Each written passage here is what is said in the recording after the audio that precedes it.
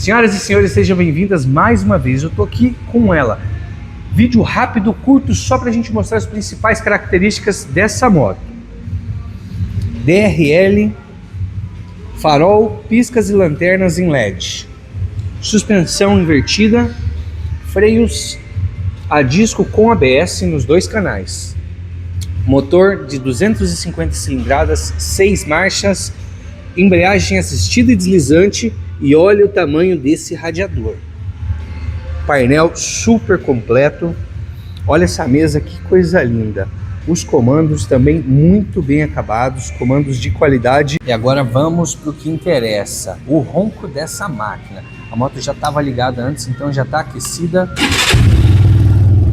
Vamos lá.